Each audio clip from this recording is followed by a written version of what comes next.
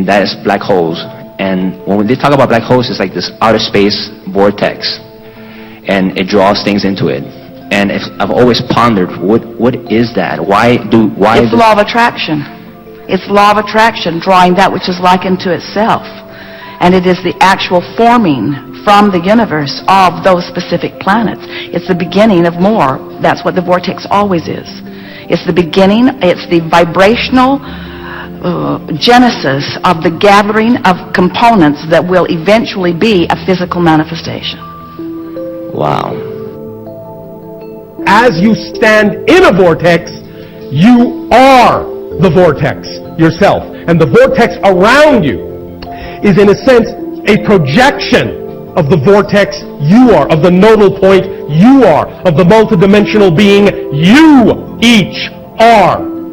But you are doing that in a way where you can experience it as a larger outer reflection that shows you, in a sense, how big you are.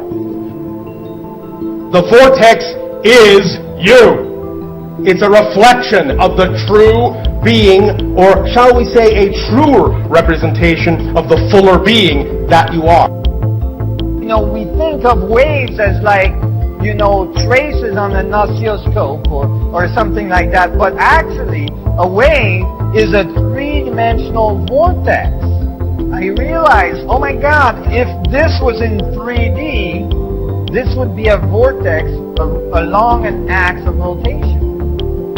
I'm going to demonstrate to you what happens when you spin and when angular momentum is applied to a string. And here's the coherent waveform. And here with the stroke, I can stop the waveform that's actually a 3D wave. And can you everybody see that this becomes a 2D sine wave? And that's how we visualize it. But actually, if I show you the whole thing, then you see that it's actually a 3D vortex, right? Spinning in space. So let me show you again. I gotta change the strobe frequency. Generally speaking, when you have multiple realities, they are vibrating, in a sense, flickering, if you wish to put it that way, on and off very quickly. In a sense, analogous to the idea of what you call this strobe. The idea being that because it flashes so quickly, you get a smooth sense of continuity. But physical reality, compared to the totality of all these vibrations, is actually something more like this.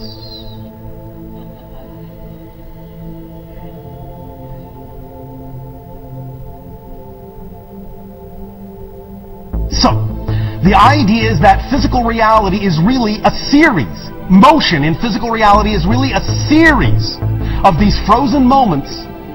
But you have this, this, this, this, this, this, this, this, this, this, this, this, this. But you do it at a rate where it seems smooth and continuous. There we go. Can you see how it becomes? It seems to be a sine wave, but actually is a result of a vorticular action of a rotating system.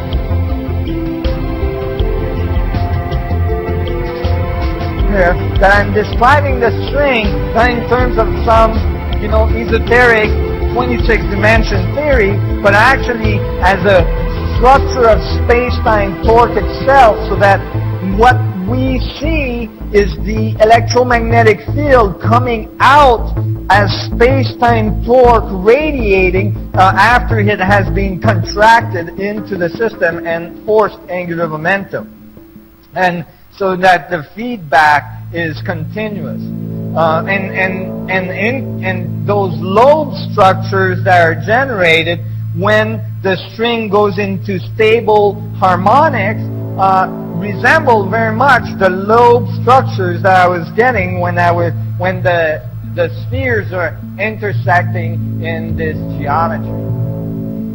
The idea of the rotational forces is paramount to our understanding of existence and the nature of the structure of physical reality, along with an underlying tetrahedral template structure, that in conjunction with the rotational spiral forces is how physical reality increases itself, expands itself, moves itself forward in these spiral formations.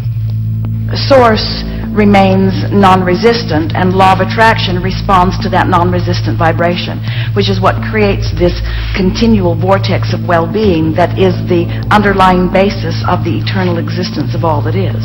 But then from that source, there is the projection or the extension of the leading edge and desire, not just willingness, but desire to explore contrast, understanding that in that exploration of contrast, that law of attraction is going to respond to that as well, which perpetuates the duality which is necessary for all expansion. If you take two of these protons, little black hole protons, and you calculate their strength, the force between two black hole protons is very large, so it can overcome the repulsion. But then you calculate how fast two protons like that with that force would rotate around each other. And you find that, they rotate at very high speed, 10 to the 32 centimeters per second square, very rapidly. And then you calculate, that was their acceleration, you calculate their velocity, and V turns out to equal 2.9 multiplied by 10 to the 10 centimeters per second. Anybody recognize that number? Very good. The speed of light. V equals C. So now, these little protons at the center of the atom are not only infinitely dense, but they're spinning at near the speed of light. They're spinning at very high velocity, near the speed of light. So you know these masters that walked around saying, "You are light"? They meant it. You're transferring information to the universe and back at the speed of light. You're flickering really, really quickly. Whoosh! The vacuum, to the vacuum, back out, to the vacuum, back out, to the vacuum, back out. So, who are you when you're the vacuum? The idea being thus, that reality is already moving, in a sense, at a very, very high rate, as we said, billions in a sense of flickers per second. But you're only perceiving so many of them to create the experience of physical reality.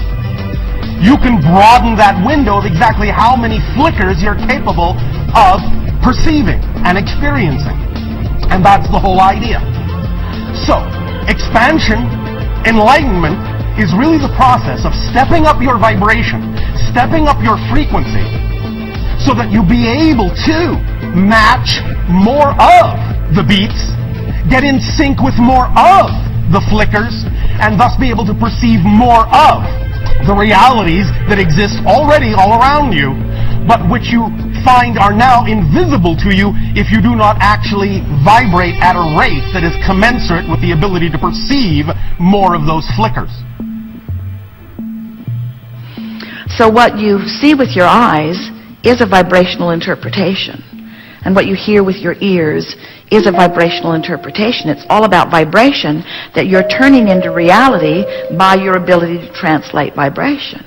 There is a predecessor to that reality, which we are calling a vibrational reality. It's the reality that comes into vibrational beingness and exists in a stable environment until a perceiver approaches it with his ability to perceive and perceives it into reality.